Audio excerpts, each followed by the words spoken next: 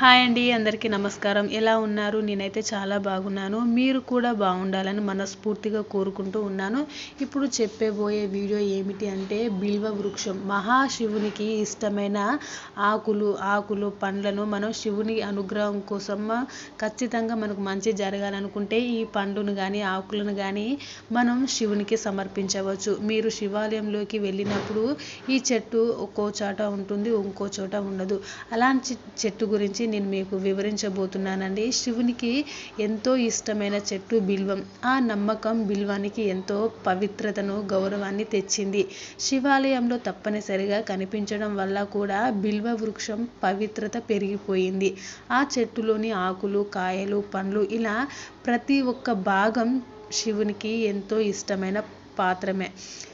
శివుణ్ణి పూజించేందుకు బిల్వ పత్రాలనే వాడుతారు. బిల్వ చెట్టు ఎక్కడ ఉంటే అక్కడ పవిత్రత స్థానం మొదలవుతూ ఉంటుంది. బిల్వ పత్రం మూడుగా చీలి కనిపిస్తూ ఉంటుంది. ఆ మూడు ఆకులు కలిసి ఏర్పడిన తీరు శివుని త్రిశూలాన్ని పోలి ఉంటుంది. శివునికి ప్రీతి పాత్రమైనందున ఆ రూపంలో ఆకులు ఏర్పడ్డాయి. యజుర్వేదంలో బిల్వ వృక్షం ప్రస్తావన ఉంది కాబట్టి ఇది పురాతన కాలం నుండి పూజలు అందుకుంటున్న చెట్టుగా గుర్తింపు పొందింది.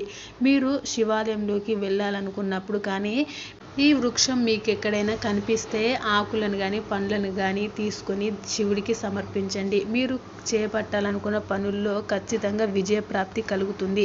శివుడి యొక్క అనుగ్రహం ఖచ్చితంగా ఉంటుంది.